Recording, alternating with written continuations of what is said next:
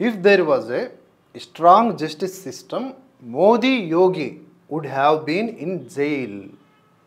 ఒకవేళ చట్టాలు కనుక బలంగా ఉండి ఉంటే లేదా వాటిని అమల్లోకి తీసుకొస్తే ఈ పాటికే మోదీ యోగి జైల్లో ఉండాల్సింది అని చెప్పేసి నిశ్చలానంద గారు మాట్లాడారు. Shankaracharya, one of the Shankaracharya, వీరి పేరు నిశ్చలానంద, జగద్గురు శంకరాచార్య నిశ్చలానంద సరస్వతి. మనం వీరిని ఏం అనలేము, మన స్థాయి ఎంత, మన బతుకెంత.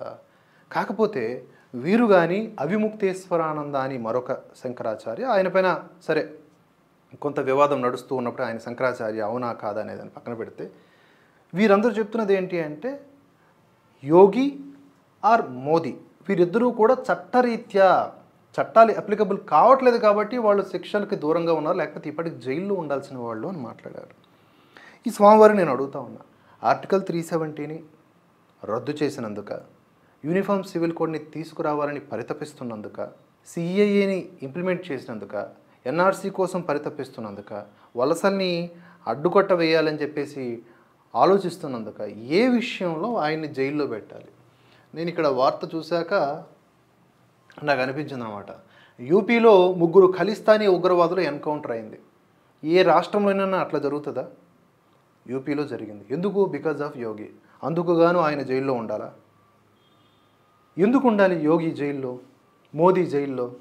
ఒక పవర్ఫుల్ రీజన్స్ అనేవి ఎక్స్ప్లెయిన్ చేయబడాలి. మన శంకరాచార్యులు వాళ్ళే వీళ్ళందరూ కూడా.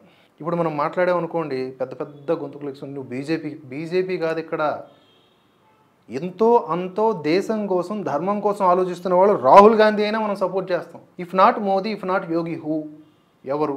అదన్నా చెప్పాలి కదా. స్టార్టింగ్ నుంచి మనం అడుగుతున్నది ఏంటి? వీరికే కాదు, ఎవరైనా సరే మోదీ బదులుగా ఎవరుంటే బెటరు? మోదీని వ్యతిరేకిస్తున్నారు సరే, ఎవరుంటే బెటర్ అనే పాయింట్ని మీరు చెప్పాలి కదా.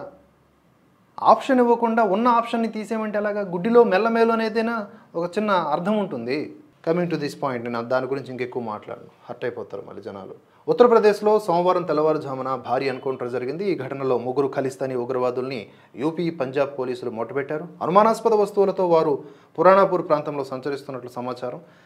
పంజాబ్ సరిహద్దుల్లో పోలీస్ పోస్టులపై గ్రెనేడ్ దాడులు జరిపిన ఘటనల్లో వీరు నిందితులుగా ఉన్నారు. వారి ఆచూకీ యూపీలోని పిలీభీత్ జిల్లాలో లభ్యమైంది. యూపీ, పంజాబ్ పోలీసులు అప్రమత్తమయ్యారు, సంయుక్తంగా ఆపరేషన్ చేపట్టారు. నిందితుల్ని అదుపులోకి తీసుకోవడానికి ట్రై చేశారు, కానీ వాళ్ళు కాల్పులు జరిపారంట. దీంతో వాళ్ళు ఎన్కౌంటర్లో చనిపోయారు. ఈ కాల్పుల్లో Gurvinder Singh, Virendra Singh alias Ravi, Jaspreet Singh alias Pratap Singh వీళ్ళందరూ కూడా గాయపడ్డారు. హాస్పిటల్కి తరలించే ప్రాసెస్లో మృతి చెందారు. ఈ 3 ఉగ్రవాదులు కూడా పాక్ మద్దతున్నటువంటి ఖలిస్తానీ జిందాబాద్ ఫోర్స్ సభ్యులంట. అది కథ. అలా వాళ్ళని మొట్టబెట్టడం వల్ల ఇప్పుడు యోగి జైల్లో ఉండాల్సిందే అని అనుకోవాలా? జగద్గురువులు బోధిస్తే మేము వింటాం. ఎటకారంగా ఏమనట్లేదండి బాబు, హర్ట్ అయిపోకండి.